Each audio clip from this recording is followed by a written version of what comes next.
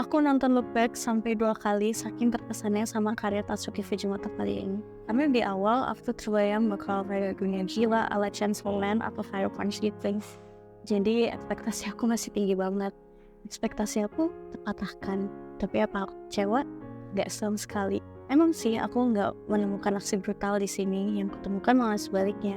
Eksplorasi proses seorang manga artist, passion, dan sisi manusia dari seorang seniman yang sering kita lupa. Oh, tapi cerita aku ini bakal mengandung spoiler ya. Jadi aku kan tadi bilang kalau misalnya aku nonton Look Back sampai 2 kali.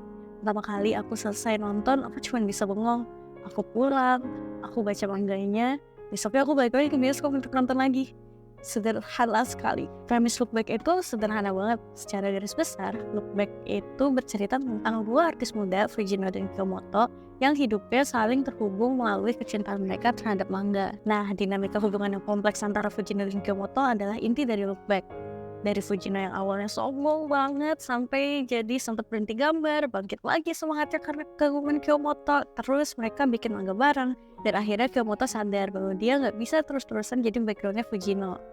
Ini adalah turning point yang sungguh drastis ya, karena menjadi dewasa berarti juga siap meninggalkan hal-hal yang kamu sayangi, termasuk mengorbankan comfort zone persahabatannya dengan Fujino, yang dimana dia tuh orang yang ngebuat dia tuh meninggalkan kamar dan menikmati hidup.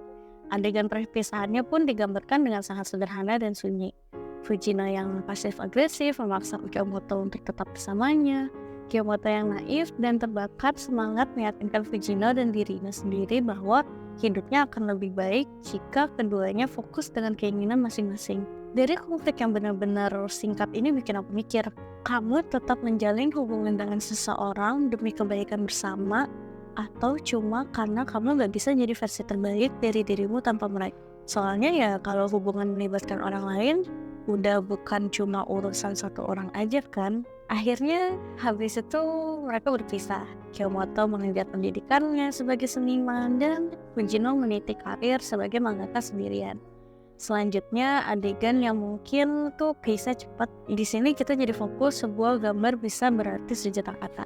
Gimana Fujino kayak nyaman tanpa partnernya, gimana Fujino tuh gak punya uang baik sekalipun dia udah sukses. Kita sebagai penonton hanya bisa menangkap kecemasan yang tersirat melalui gambar-gambar yang semakin sesak. Sampai komputer tajam, ruang kerja berantakan, seorang duduk tanpa arah di kursi. Nah, kita tuh tahu nih kalau misalnya dia tuh gelisah. Lalu sebuah kejadian yang pilu banget, yang kalau misalnya kamu udah nonton pasti tahu lah yang aku maksudnya yang mana. Kejadian itu tuh bener-bener ngancurin hatinya Fujino, tapi hati aku juga gitu. Mau gimana pun Fujino menjalankan dirinya atau ngayal, itu tuh cuman ilusi. Secara keseluruhan, anime Look Back menangkap semua perasaan yang kompleks ini dengan sangat baik. Dengan gaya gambar yang kasar, menggambarkan paradoks dunia seni yang terasa sepi, tapi juga sebagai cara seniman untuk terhubung dengan orang lain. Look Back dalam adaptasi anime terasa lebih padat daripada one shot mangganya. Dengan scoring musik yang pas dan gaya animasinya benar-benar ngedukung banyak yang dari kamu Fujimoto.